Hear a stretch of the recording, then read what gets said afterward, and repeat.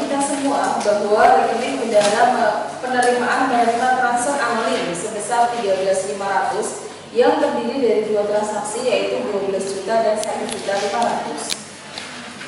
Kemudian, yang ini gak ada kaitannya, di tanggal berikutnya setelah dikonfirmasi transaksi tanggal 7 tadi yang saya sebutkan, atau saya bahas yang pertama dulu. Ketika ada transaksi dari anonim sebesar 13.500 yang terdiri dari 2 transaksi, saya tanya dimasukkan kemana sebenarnya? Pendapat yang lain? Ada yang berbeda? Sepakat kita masuk lain-lain? Ada yang beda? Coba di kelas lain warnanya ada yang berbeda? Enggak, sama ya, dimasukkan ke lain-lain. Alasannya kenapa anonymity dimasukkan ke lain-lain, enggak ke pihak ketiga? Oke, karena orangnya nggak jelas, peruntukannya juga tidak jelas. Jadi tanggal 7 tadi yang saya baca itu dimasukkan ke BKU sebelah ribet. Karena melalui bank berarti BP Bank sebelah ribet. Kemudian BP lain-lain sebelah ribet. Sudah ya, tidak masuk ke BPAP karena kita nggak tahu itu masuk note yang mana, itu belum tahu, gitu kan? Kemudian ada konfirmasi di tanggal berikutnya. Setelah dikonfirmasi, transaksi tanggal 7 berasal dari Zulhan untuk pembelian kursi sebesar 12 juta dan dari Sarif untuk pembelian dispenser air minum sebesar 1,5. Sekarang sudah tahu ya, ternyata 12 juta itu dari Sarif dan 1,5 dari Zulhan dan 1,5 dari Sarif. Kita baca dulu selanjutnya. Sarif mengajukan pengembalian kelebihan setoran 300. Kenapa dia meminta 300? Anda baca di atas saya Pak ya. Aduh, yang lain nggak pegang ya. Dia meminta kembalian ke 300 yang atas ya, yang 1,2. Nah, 10 dispenser air minum itu harganya adalah 1,2 dibeli oleh Sarif. Jadi seperti ini. Ini adalah lelang gitu ya. Pada saat lelang itu kita harus menyertakan dulu sejumlah uang. Sebenarnya kalau misalnya si kepolisian ini tahu bahwa itu dari Sarif, itu akan dicatat sebagai dana pihak ketiga. Tapi masalahnya tadi anonim ya, nggak tahu kalau itu dari Sarif, makanya pertama kita masukkan dulu ke lain. Ternyata setelah dikonfirmasi ini 1,5 itu hanya untuk membayar 1,2. Jadinya masih sisa 300 yang memang harus dikembalikan. Itu kan ya? Saya baca lagi. Runi selaku bendahara penerimaan menyetorkan seluruh penerimaan ke kas negara dan melakukan pengembalian setoran kepada Sarif. Pertama tadi ketika tanggal 7 ketika menerima tadi adalah saya pakai ini ya. Dia sebut gitu ya. Pakai ini. Tadi adalah BKU, kemudian BP Bank, BP lain-lain. Pertama tadi terima di sini 12 dan 1,5. 12 kecil banget ya, 1,5. Berarti di sini juga 12, 1,5. Di sini juga 12, 1,5.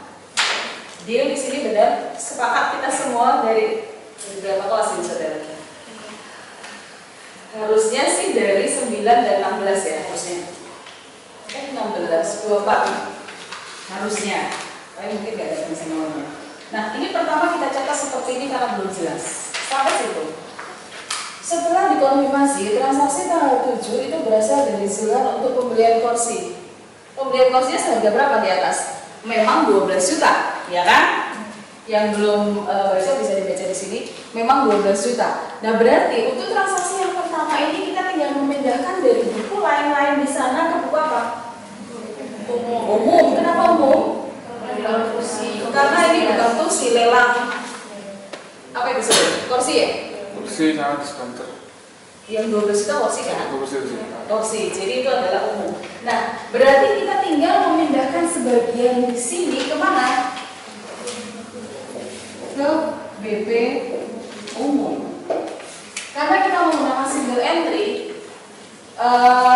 filosofinya gimana saudara? Single entry, kalau dulu kita belajar double entry berarti ketika ada akun yang di debit berarti harus ada akun lain yang kredit. Ketika sekarang kita di single entry berarti ketika ada akun yang di debit harus ada akun lain yang di debit. Ketika ada akun yang di kredit harus ada akun lain yang di kredit. Itu single entry, gitu kan ya? Gitu. Nah, sekarang pertama kita akan memindahkan 12 juta ini menjadi BP umum, gitu ya. Kita pindahkan dulu. Berarti di sini kita kurangi ya. Sepakat kita kurangi 12 juta. Kalau ada yang dikredit harus ada yang dikredit lagi.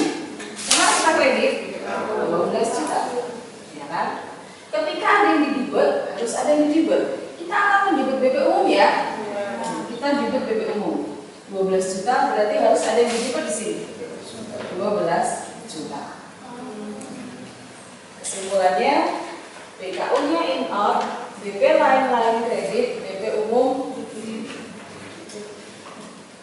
Itu kenapa BKU-nya menjadi debit kredit?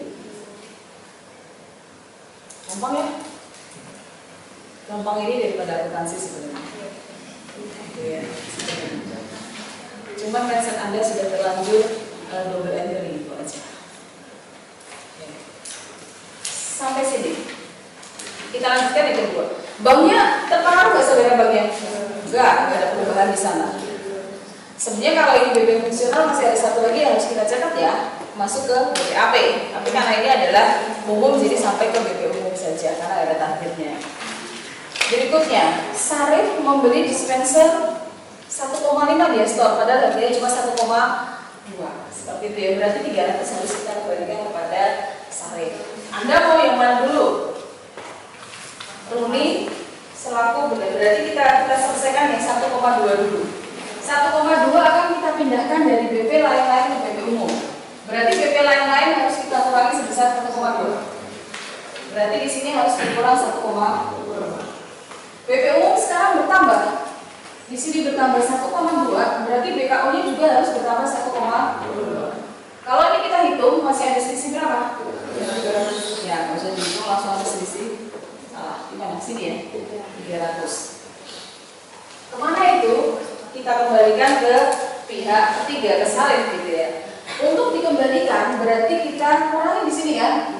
Berkurang 300 di sini, berarti harus ada akun lain yang kita kurangi juga. BKU-nya juga kita kurangi. Kalau ini melibatkan bank, berkurang banknya juga berkurang 300. Tidak mungkin satu akun didebit kemudian dia mengakibatkan akun lain dikredit, tidak mungkin di pembukuan. Setiap ada yang didebit pasti menimbulkan debit berikutnya di buku yang lain. Setiap ada yang dikredit berarti ada kredit berikutnya di buku